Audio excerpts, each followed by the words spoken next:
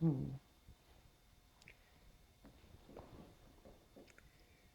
Still more insistent is the demand of reviewers that the novelist shall deal only with what the wife of one of our late presidents touchingly described as just folks.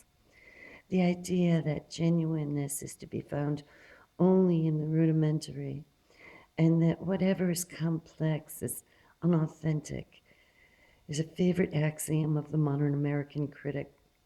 To students of natural history, such a theory is somewhat disconcerting. The tendency of oak growth, animal, human, social, is towards an ever increasing complexity. The mere existence of art as a constant form of human expression, the recurring need of it shown by its reappearance in every age of history, proves man's inherent inability to live by bread alone.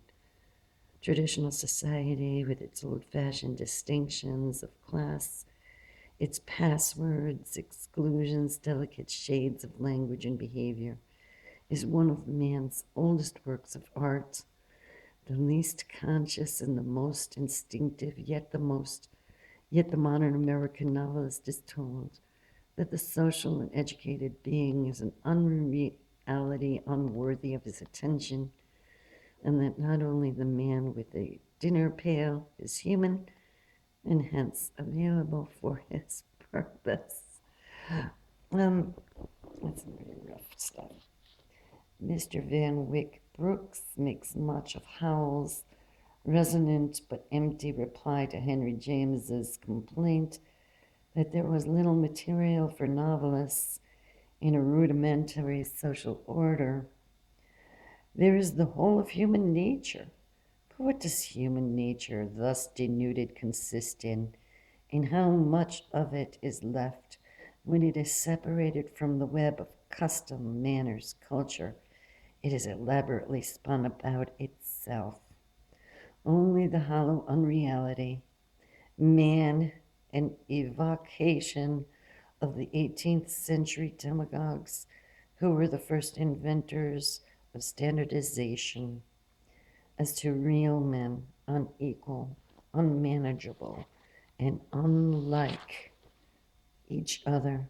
They are all bound up with the effects of climate, soil, laws, religion, wealth, and above all, leisure. Leisure itself, the creation of wealth, is incessantly engaged in transmuting wealth into beauty by secreting the surplus energy which flowers in great architecture, great painting, and great literature. Only in the atmosphere thus engendered floats the impalpable dust of ideas, which is the real culture. A colony of ants or bees will never create a Parthenon. It is a curious and deeply suggestive fact that America's acute literary nationalism has developed an intense ratio to the growth of modern traveling facilities, and in exact proportion to the very recent Americanization of the majority of our modern literary leaders. Like all Anglo-Saxons, the old-time Americans came of a wandering and exploring stock, unlike the Latins. We have never been sedentary except when it was too difficult to get about. Old New York and old New England, owing to this difficulty, sat chiefly at home, and, as Henry James somewhere has it, brightened their leisure by turning the pages of a volume of Flaxman outlines in a bare parlor, looking out on a snowy landscape. But in those steamless and wireless days, Poe was letting his fiery fancy range over all heaven and earth. Melville was situating his tales in the tropics, and Hawthorne coloring his with the pristine hues of a largely imaginary historic past.